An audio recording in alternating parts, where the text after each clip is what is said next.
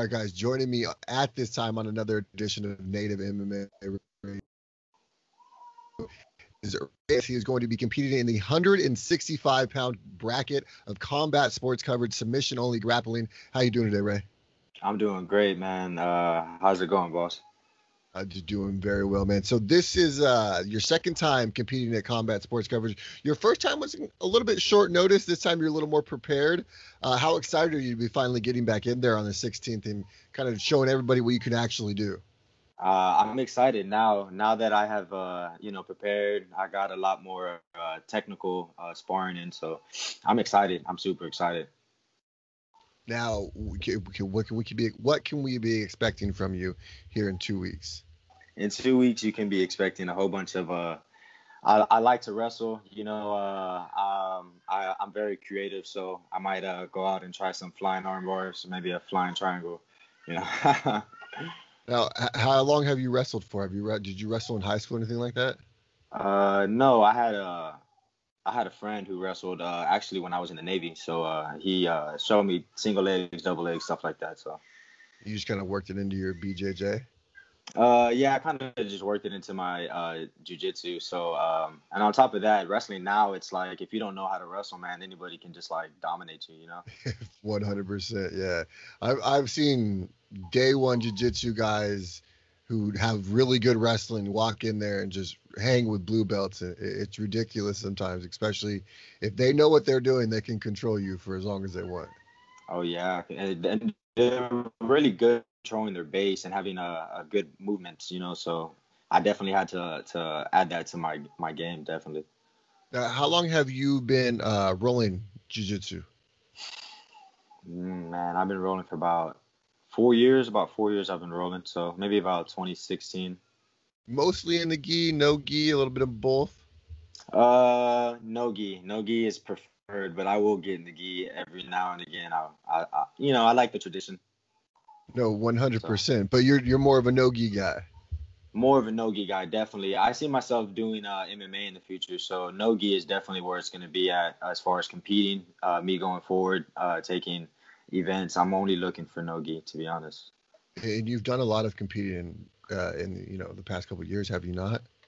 Oh yeah, I tried to stay busy. So I had an injury in 2019, sidelined me for the whole year. So in 2020, I really tried to pick up the pace and take anything and everything. So I mean, it got me here. So 100%. Tell me about your last grappling matchup. so my last grappling matchup was for the sports combat. I had a good match. My first match, the guy was super tough. I didn't expect him to be that tough, you know. So as soon as he got in my guard, and I was able to secure a 10th planet position, I had him in my guard, and so as soon as I got that, I was able to lock up an armbar, and that match was so fun. I got to display some wrestling. I got a good double leg in there, and I felt like that was pretty one-sided, and I went in that tournament, and nobody kind of knew me. I was just a replacement guy, and Yeah. after that first match, people were kind of whispering a little bit. So So it makes you kind of like bulk up and get ready for the next one. yeah, definitely for sure. Now, how excited are you to come back in here? Obviously, with combat sports coverage, man, these guys put on a phenomenal show. I believe Melvin Gillard's going to be on the same show as you as two men. So you have obviously like huge MMA veteran, man. What can you take out of this event? I'm really I'm really excited for the experience. Like you said, there's going to be veterans in it. There's definitely great talent for sure. So if I can just pull things from these wins and pull things from these tournaments, that's all I'm trying to do. Make my game better to help my career in the future. So Uh, you said you had a buddy who was going to be grappling in the last one. Everything kind of fell through. What was that whole thing? Obviously short notice, got to get ready. Tell me, were you even on weight at that time? hell no, man. Hell no, dude. I was not on weight. It's So usually how it it happens. Yeah, no, yeah. So it was like really, really last minute. So I came back from Dallas from I was nursing an injury. I had an abdomen injury coming from a Muay Thai fight, and I was chilling, man. I was eating. I was enjoying my vacation and stuff. And he called me, told me that he got hurt at work, that he slipped his knee, and he wasn't going to be able to take the match. And I was helping him prepare for it. So when he said that he couldn't take it, he said, "Hey, man, can you take it? You got to be 165." I was about 179-ish. So, I made that cut, went, and, I feel like it paid off. I made it to the championship. And, I risked it all. Risk it. That's the name of the game. So you got to risk it for the biscuit. Yeah, dude, for sure, man. Definitely. Especially right now in 2020, I feel like especially in the UFC, if you look at the fighters who are willing to take that fight at any time notice, 4 days, 5 days. Look at Marvin Vettori just beat the number, 4 or 5 guy on 9 days notice. I mean, you could literally make yourself into a contender real fast doing stuff like that. Right. On Marvin Vettori, same thing with guys like Kevin Holland, guys that are just like consistently taking fights. Those guys are getting out there. Their names are getting out there. And, I think it's just like taking opportunities. If opportunity's there, why pass it up? What do you have to lose? I mean, seriously. What do you have? I think that's the way you should look at it. You know what I mean? Yeah. Hey, man, I'm gonna risk it all. I'm gonna risk it all. If I really, really want to get this MMA fight for sure. And I feel like just taking events that local events, big events. That's gonna against like guys like Melvin Gillard. Hopefully I get to grapple him. I'm really hoping I get to grapple him. I know that guy has a lot of experience. Yeah, that would be pretty sweet, right? Yeah, heck yeah. Now, you just got done with a Muay Thai fight. We talked about it before. It happened in a church. Situations change at the drop of a hat, man. Obviously, it was scheduled for an arena. Shit happened. You had to make it work. At least you guys still got to fight. Tell me, how was that whole experience? That experience was so wild. So, like we were talking about before the show, the Muay Thai fight took place in a church, and there's people dropping swear words, beat that mother, and it's so funny because there's crosses, there's fucking crosses everywhere, man. So, the Lord's house. So, yeah, oh man, we're in the Lord's house causing some problems. So, that event, that was my first Muay Thai fight, and official, kind of official. So, went out there, and I felt like I could have done better, but what I didn't put on my highlights show was the guy low blowed me. He kicked me. He kicked me really hard and like bad. So we had to stop the fight. Oh man, yeah, dude, it was bad. So after the fight, that's when I found out I had like I sustained an injury and stuff. So, but outside of that, man, it was fun. I want to say they're on the same level of fun when you're competing, but nothing's like punching someone in the face, so. 100%. When do you expect, or when would you like to make that MMA debut? I mean, are you chomping at the bits to go right now? Like, just give me a phone call type thing? Yeah, hell yeah, dude. Hey, give me a phone call. Let me know. I will definitely try to take anything 55 to 70. I train pretty relentlessly. So, I've been preparing for it. I've been really wanting it. I've been pushing Fury. I know that Eric's probably annoyed with me already, but it's something I really want. That's good, man. Being in their ear, being consistent, showing them that you are that guy. Like, hey, look at, like you said earlier, Kevin Holland. Kevin Holland wasn't even going to be given a spot on the Contender Series after that. Dana White just called him to see if he would even take the fight. He took the fight, and he showed up against a ranked UFC fighter and is now making a huge name for himself and a huge splash in the middleweight division. It's all it takes is literally just being that guy that's there and making sure you make all of your opportunity. Yeah, I'm definitely trying to be the guy who says yes all the time. If anybody else wants to throw an opportunity at me, I'm definitely going to say yes, Where are you training at these days? So I'm training at a place called United Jiu-Jitsu, and we're under Pablo Silva. He is a world champion Jiu-Jitsu black belt. So my coach is named Carlos Enriquez. And I've been training MMA, kind of getting some sparring in at TXO Combatives. It's I replaced him actually in the tournament. He kind of tweaked his knee again, so he has connections with guys out there in the MMA. He's a barrio dog. He's been around for a while. Yeah. So he always brings in some tough guys to scrap. So throwing punches and stuff and adding takedowns is something I've been trying to work a lot in. So I didn't really want to work too much on one field and ignore this one, but as of lately, just jiu-jitsu has kind of taken over, has running all the shows and events. So it does that. yeah. It's legit jitsu life. For you guys who haven't tried jitsu, I suggest doing it, and you'll get hooked instantaneously. Oh, dude, yeah. From the first class, first, second class, dude, it's hooked. You're there. And you completely like I like watching because I'm still just a white belt, but I like watching all the other guys coming in and is he gonna last a day or two, or how's it gonna work out?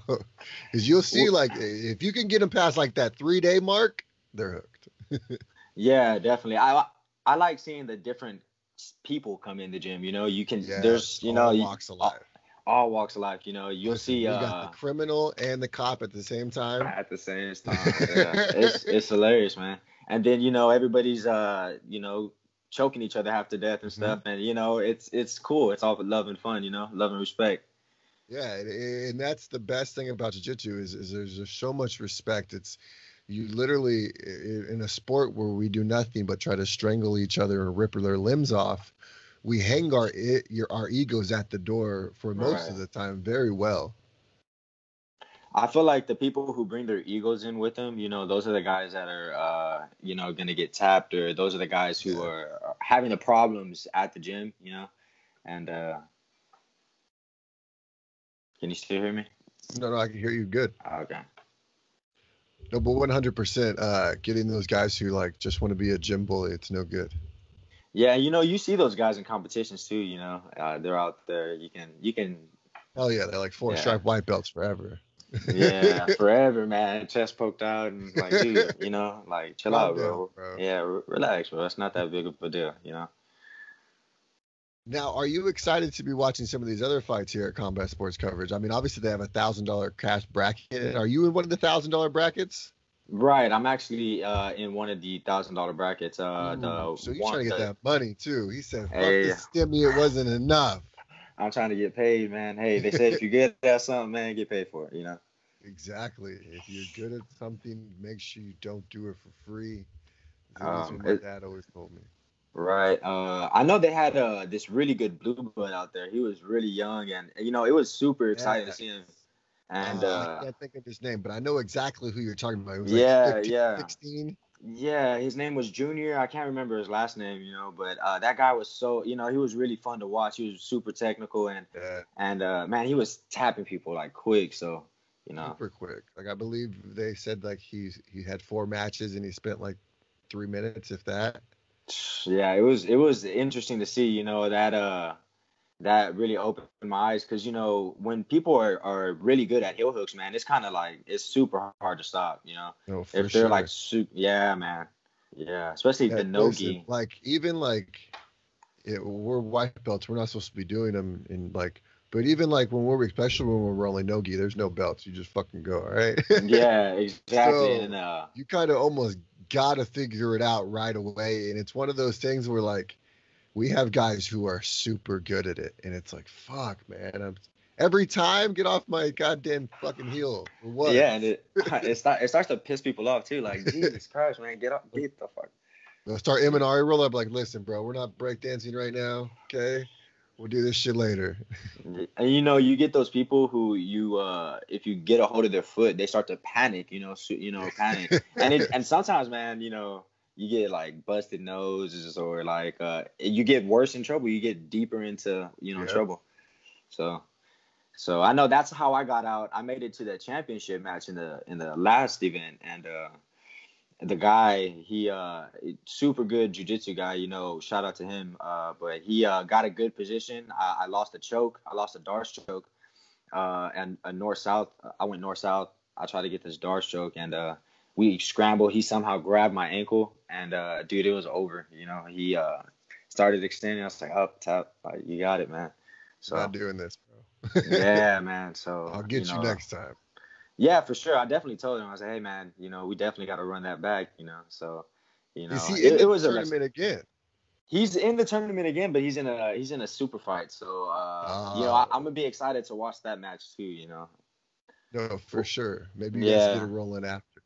Yeah, definitely, man. I'm definitely gonna tell him. I know he's from out of town, so I'll definitely ask for a roll. I need that one back. But yeah, these guys, man, with the feet game and stuff, dude. Like, True, it's a whole nother level, man. Like, it's legit. Like a couple years ago, like old school guys, they don't really, they obviously teach it and stuff like that, but they don't really go for it. But then you get like new school cats, and that's all they're going for. yeah, I feel like that's like the new thing. Like Yeah, for sure. that. And sometimes people, that's like a one trick thing. If you have to have good defense towards it, you can definitely dominate. So. There's that aspect too, but I mean, as far as, dude, you need to know how to get your foot out of some stuff. Out of it, yeah. Little roll, kick him in the butt, get out of there, do whatever you got to do. What's funny is after the event, we were all around, smoking CBD. There's a CBD sponsor there, so we're all smoking CBD and we're talking jujitsu and stuff. And I just thought it was so funny, like, dude, just like 20 minutes ago we were going at each other crazy, and now we're out here in the parking lot hitting CBD blunts, like, gotta love BJJ. So welcome to jiu-jitsu. Yeah, welcome to jiu-jitsu. Do you follow the UFC or any MMA? Yeah, I follow them all. One Championship, Bellator, UFC. Now, obviously, Conor McGregor is coming back. How excited are you about that? Dustin Poirier, Conor McGregor fan at all? Man, I like the diamond. Hey, pressure makes diamonds, No, 100%. And I feel it's gonna be a fireworks show. You have never, correct me if I'm wrong, have you ever seen a bad Dustin Poirier fight? No, not that I can remember off the top of my head. Like, I would literally have to go back far. Yeah. No, I don't even remember a bad performance like on his part, honestly. Yeah, those guys, I think his stand-up is amazing. And then Conor obviously has the amazing stand-up. And I feel like the Diamond's going to get it. I feel like I'm an underdog guy, so I really hope the Diamond goes out there. I definitely feel like the longer the fight goes, the advantage definitely has to lie in Poirier's hands. But those first 2 rounds, Conor McGregor is probably the most dangerous fighter in the world. I say Conor is one of the most dangerous first round fighters. Yeah. Like he's gonna knock you out if he can get that timing right. That left hand is coming out. But Diamond, if you look at Dustin Poirier, he gets rocked. He fought. He's gotten a lot bigger at 55 than he was at 45 the first time they fought. Dude is solid. Yeah. He could honestly almost probably make that jump to welterweight at this point. I feel like he definitely can. I think what does he walk around, like 185? Like, this guy is huge. He's got to at least, like, out of camp, like, I don't have any kind of fight lined up, 85 for sure. Like, hey, we got a fight in like 6 weeks. He's probably at like 70, starting to cruise down a little bit. He probably hits fight week around like 55 and cuts 10 pounds. Oh yeah, I feel, man, cutting anything more than 10, like, dude, you're so gassed. Drained. So, oh yeah, so lesson learned for sure. On that one. Speaking of weight, how are you doing right now? What is it? Today's the 8th. The event is the 16th. How are you doing on weight?